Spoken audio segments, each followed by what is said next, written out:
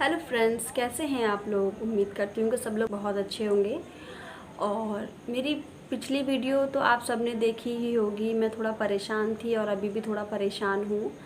और मेरी पिछली वीडियो पे आप सबने इतना प्यार दिया, मुझे इतना प्यार दिया कि मैं अपने आप को संभाल ही नहीं पा रही थी। और आप सब जानते हैं कि मैं परेशान थी, लेकिन किस वजह से परेशान थी वो आप लोग नहीं जानते थे। और बहुत सारे लोगों ने कमेंट्स करके मुझसे पूछा, लेकिन मैं उन कमेंट्स का आपको जवाब नहीं दे सकती। मैं नहीं बता सकती कि मेरी परेशानी की वजह क्या है। और आज मैं आपके साथ कोई ब्लॉग या कोई रूटीन शेयर नहीं करूँगी। आज मैं आप लोगों के साथ एक छोटी सी कहानी शेयर करना चाहती हूँ। अगर जो मेरे सच्चे फ्रेंड हैं, अगर वो मेरी कहानी को सुनेंगे तो शायद वो समझ जाएं कि ये कहानी क्या कह रही है और क्या कहना चाहती है, इसका मतलब क्या है। तो मैं आप लोगों से यही रिक्वेस्ट करूँगी कि जो अपने सवालों के जवाब पाना चाहते हैं तो मेरी इस कहानी को पूरा सुनें। और शायद आप लोगों को पिछले वीडियो पर जो कमेंट्स किए हैं उसका जवाब भी इसी कहानी के थ्रू मिल जाए। तो फ्रेंड्स, ज़्यादा बात ना करते हुए शुरू करते हैं कहानी को।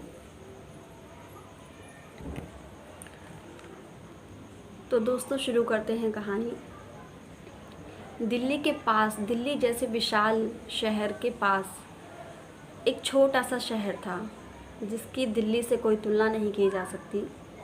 और उस छोटे से शहर का रहने वाला था गणेश। गणेश बहुत ही गरीब परिवार का लड़का था, जिसका खाना कमाना सिर्फ दिन में कमा लिया और रात में खा लिया, वैसे ही गुजारा चलता था।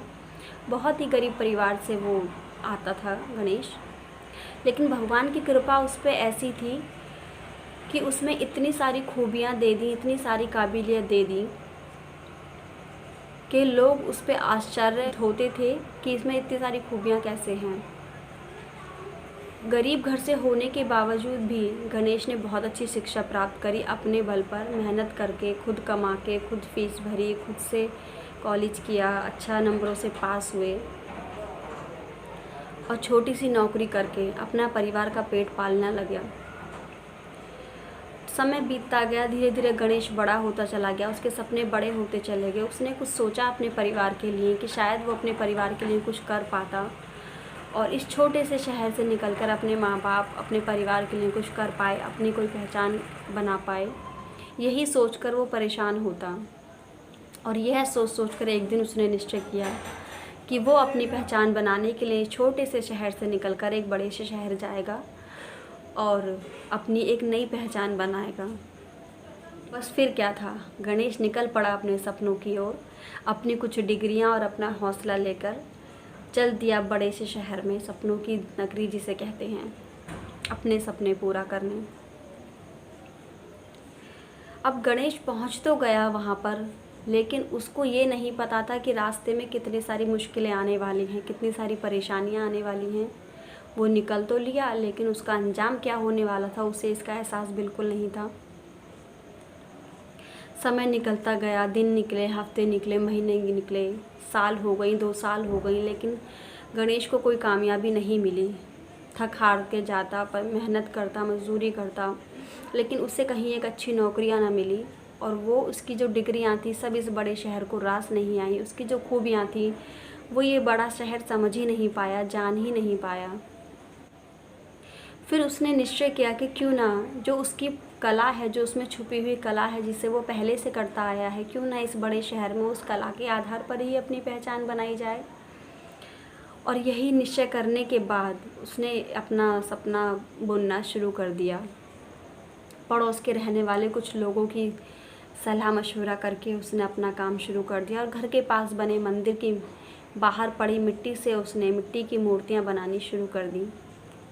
धीरे धीरे वो मिट्टियाँ की मूर्तियाँ बनाने लगा और लोग उसकी मिट्टी की बनी हुई मूर्तियों को पसंद करने लगे और बिकने लगी। खूब उसका अच्छा कारोबार चलने लगा। लोग उसकी बनी हुई मिट्टियों की जो मूर्ति थी उनको बहुत पसंद करने लगे और बहुत सारे लोग उससे जुड़ गए और बहुत दूर दूर तक वो मशहूर होने लगा कि हाँ, एक गणेश नाम का लड़का है जो मिट्टी की मूर्तियाँ बनाता है। बहुत फेमस हो गया बहुत कम समय में। गणेश ये भली भांति जानता था कि जिस मंदिर की मिट्टी को वह इस्तेमाल में ले रहा है वो मंदिर की ही मिट्टी है, मंदिर की ही अमानत है। लेकिन भोला गणेश ये भूल गया कि हमें एक बार किसी से पूछ लेनी चाहिए। और और वो अपने भोलेपन में वहाँ की मिट्टी को इस्तेमाल करने लगा, ये सोचकर कि मेरे भगवान भी मेरी अच्छाई को देखेंगे तो शायद उन्हें मुझ पे तरस आ जाए और मेरी इस गलती को माफ़ कर दें। यही सोचकर वो अपना काम करने लगा कि मैंने मंदिर को तो कोई नुकसान पहुंचाया ही नहीं है, मंदिर तो बन ही चुका है, मंदिर की शान में तो कोई कमी आ ही नहीं रही है। यही निश्चय कर वो अपना सपना पूरा करने में जुट गया, मेहनत करने के लिए। और धीरे धीरे उसका सपना सच होने ही लगा था, वो अपनी मंजिल की तरफ बढ़ने ही लगा था कि ये बात उड़ते उड़ते पहुंची पुजारी जी के कानों तक। और जैसे ही ये बात पुजारी जी के कानों तक पहुंची, पुजारी जी ने सीधा गणेश को बुलवाया और उससे मंदिर की मिट्टी उपयोग ना करने के लिए सख्त आदेश दिया कि तुम इस मंदिर की मिट्टी को उपयोग में नहीं लोगे, ये मंदिर की अमानत है। पंडित जी की यह बात सुनकर गणेश ने चिंता जताकर कहा कि पुजारी जी, मंदिर तो पूरा बन चुका है, मैं मंदिर की शान में कोई कुछ कमी नहीं कर रहा हूँ, मैंने मंदिर से कुछ नहीं लिया है, मंदिर का कोई भी नाम खराब नहीं किया है। जो बाहर बची पड़ी मिट्टी है मैं उसी का ही उपयोग करके मिट्टियों की मूर्ति बनाता हूँ और अपना गुजारा कर रहा हूँ। भला इसमें किसी को क्या परेशानी हो सकती है? मैंने किसी का दिल नहीं दुखाया, किसी को परेशान नहीं किया, बस बची हुई मिट्टी से अपने सपनों को पूरा करना चाहा और इसमें कोई नुकसान नहीं है, किसी को कोई परेशानी नहीं है। मैंने कई लोगों की सलाह लेकर ही ये बनाना शुरू किया है और अब लोग मेरी बनाई हुई मिट्टी की मूर्तियों को पसंद कर रहे हैं तो मैं कैसे छोड़ दूँ। लेकिन पुजारी जी ने उनकी एक ना सुनी और कठोर स्वर में बोले कि आज के बाद तुम इस मिट्टी को नहीं उपयोग करोगे, यह मंदिर की अमानत है, तुम्हें ये बात सोचनी पड़ेगी और समझनी भी पड़ेगी। गणेश उदास हो गया, परेशान हो गया। उसे एक पल के लिए तो ऐसा लगा कि उसके सारे सपने चूर चूर हो गए। वो टूट चुका था अंदर ही अंदर, लेकिन किसी से कुछ कह नहीं पाया था। उसने बहुत कुछ समझाने की कोशिश भी करी, लेकिन उसकी एक ना सुनी गई, उसकी एक बात नहीं मानी गई। बेचारा गणेश अपनी हिम्मत हार चुका था, परेशान हो चुका था, टूट चुका था। उसकी समझ में नहीं आ रहा था कि वो क्या करे। जिस मिट्टी को जोड़कर, जिस बेकार मिट्टी को जोड़कर उसने मिट्टी की मूर्ति बनाई और उसे बेचकर अपनी एक पहचान बनाई जिससे किसी का कोई नुकसान नहीं हो रहा था, और उसको अपना एक सपना पल भर में टूटता हुआ नज़र आया। वो बहुत परेशान हो गया, लेकिन इस परेशानी से किसी पर कोई फ़र्क नहीं पड़ा। पुजारी जी अपना आदेश देकर चले गए अपनी रोज़मर्रा की ज़िंदगी में। लेकिन गणेश की हालत क्या हुई ये तो सिर्फ गणेश ही समझ सकता था कि उसकी हालत क्या हुई। उसने अपने कुछ सपने बुने, वो इस शहर में आया कुछ सपने लेकर, उसके वो सपने सब चूर चूर हो चुके थे। उसकी काबिलियत, उसका जज्बा, उसकी जो शिक्षा थी, उसका कोई मोल नहीं था इस शहर में, और परेशान होकर वो यह शहर छोड़कर चला गया। दोस्तों, इस कहानी से बहुत सारी चीज़ें देखने को मिलती हैं, बहुत सारी चीज़ें समझने को मिलती हैं